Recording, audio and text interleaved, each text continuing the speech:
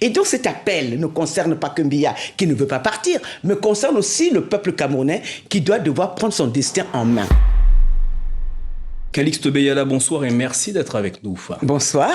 Alors vous signez avec d'autres figures camerounaises cette tribune qui appelle l'opposition à s'unir.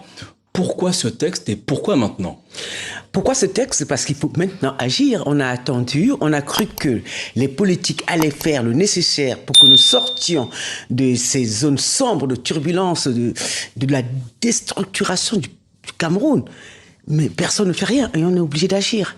Je pense que si le politique ne fait pas le nécessaire, le pouvoir va changer ou la contestation va obligatoirement changer de main, être peut-être au niveau des intellectuels ou alors par la rue. Je pense qu'aujourd'hui au Cameroun, on ne va pas accepter une énième fois de vivre comme dans le passé, sans eau, sans électricité et sans même un État. Parce que l'État camerounais n'est même pas embryonnaire aujourd'hui. Il n'existe pas. Il y a quelques figures qui dictent des choses, on ne sait pas d'où ça sort, d'où ça vient et où ça part. Personne n'est puni, il y a des meurtres et on est là, on observe et ils disent qu'ils nous dirigent. Non, ça doit s'arrêter d'une façon ou d'une autre. Comme a dit un pasteur ou un évêque, on va peut-être choisir le diable. Même le chat, hein, je dis même le chat. Alors, Calixte Beyala, vous appelez donc à l'union de l'opposition, mais certains Camerounais, notamment favorables à Paul Biya, se méfient des intellectuels qui ont un pied au pays et un pied à l'extérieur, hein, notamment avec cette tribune. Ne pensez-vous pas que vous êtes vous aussi dans cette forme de bulle qui pourrait vous couper de certaines réalités camerounaises ? J'ai une maison au Cameroun, je vis beaucoup au Cameroun, aujourd'hui beaucoup plus qu'avant. Quelquefois, je vis un an au Cameroun sans mettre un pied à Paris. Donc, je suis de plein pied et il me voit en action au Cameroun, j'y agis. Récemment, j'y ai construit même un pont pour les plus pauvres du pays. Donc, on peut pas me dire on peut pas me contester de ne pas vivre dans ce pays. Par ailleurs, ils ont tout fait pour chasser les intellectuels de ce pays. Il faut arrêter de nous faire chanter. Ils ont tout fait. Soit on est emprisonné, soit on ne travaille pas. Imaginez-vous qu'un universitaire au Cameroun qui proteste et qui est titulaire de son poste, parce qu'il a dit que le pouvoir est dysfonctionnant, on le chasse de son poste. C'est courant chez nous là-bas. Donc, vous voulez que les intellectuels et les élites fassent quoi ? Qu'on ne vive plus ?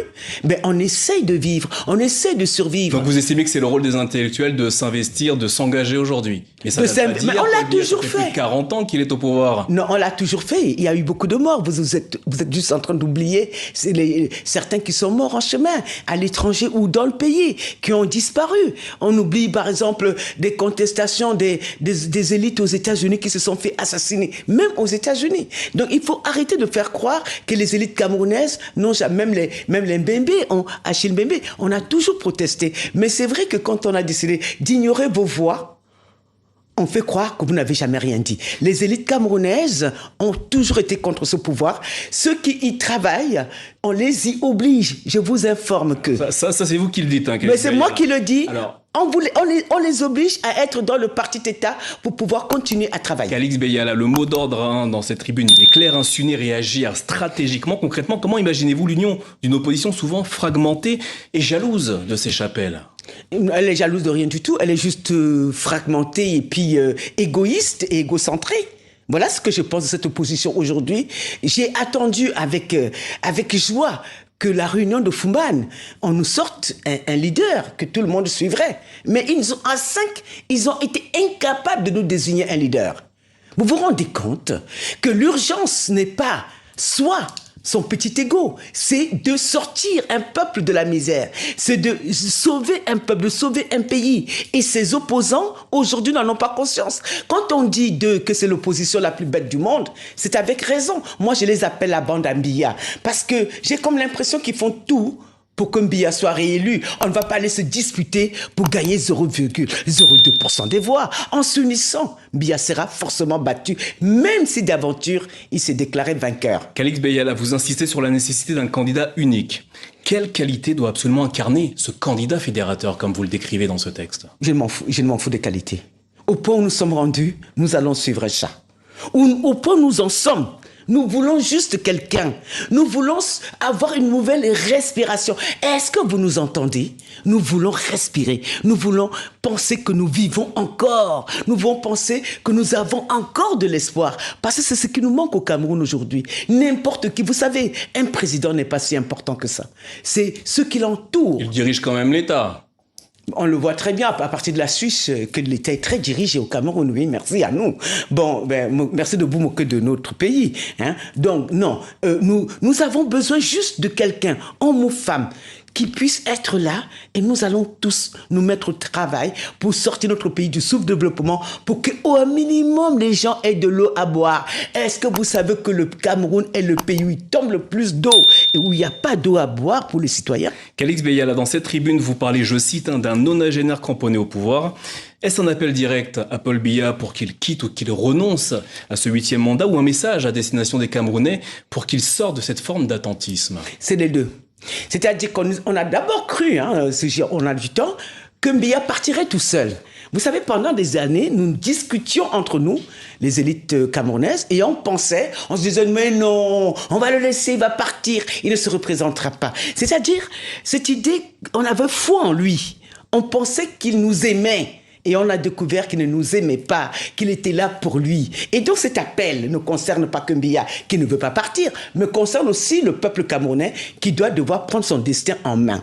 Parce que nous ne sommes pas des manchots. Nous sommes là, nous sommes capables de décider par nous-mêmes qui doit nous diriger. C'est tout. Calix Beyala, vous dénoncez un régime verrouillé et autoritaire. N'y a-t-il pas une forme de naïveté dans le fait de croire qu'un seul candidat de l'opposition pourrait d'une certaine manière changer tout ça et suffira à battre Paul Biya dans les urnes?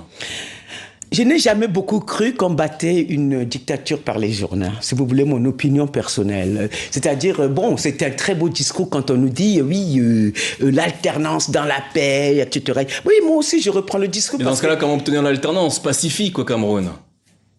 En pacifiant. En pacifiant. Vous avez très bien compris.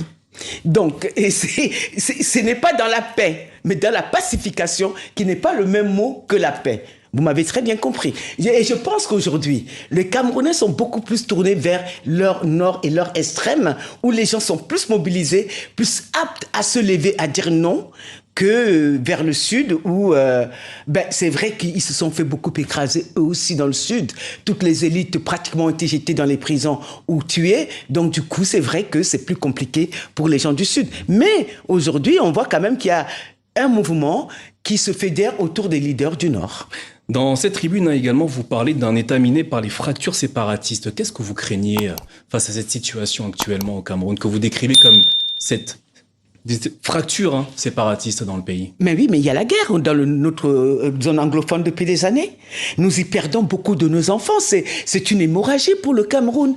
Et il y a déjà peut-être 8 ans aujourd'hui que le Nozo réclame d'une certaine façon son indépendance. C'est parti des petites choses. Ils voulaient des traductions en langue anglaise qu'ils n'avaient pas. On les obligeait à étudier en français. Donc peu à peu, tout s'est parti en vrille. Et aujourd'hui, notre zone anglophone, alors que nous avons toujours compté vivre ensemble, et on a toujours vécu ensemble, est à feu à sang. Nous ne nous cachons pas derrière nos petits doigts. Et en plus de ça, nous avons notre extrême nord où il y a des incursions de Boko Haram en permanence. Nous avons notre est aussi qui est très fragilisé. Donc, quand on parle de ça, il y a aussi l'idée aussi qui circule, puisque tout va mal, que les régions doivent finalement avoir leur autonomie, qu'on doit chacun vivre dans une forme de décentralisation avec des micro-États fédérés. Il y a tout ça qui circule en ce moment parce que vous savez, c'est difficile de partager la misère. Il est plus facile de partager l'abondance. Et aujourd'hui, nous partageons la misère. C'est trop dur. Enfin, pour conclure, Calix Beyala, à travers cette tribune et avec vos nombreux signataires, vous proposez des assises nationales pour redéfinir le pacte républicain. Qui devrait y participer? Mais tout le monde. Toutes les élites du nord, du sud, de l'est, de l'ouest. Même les élites actuelles, donc? Oui, tout le monde doit...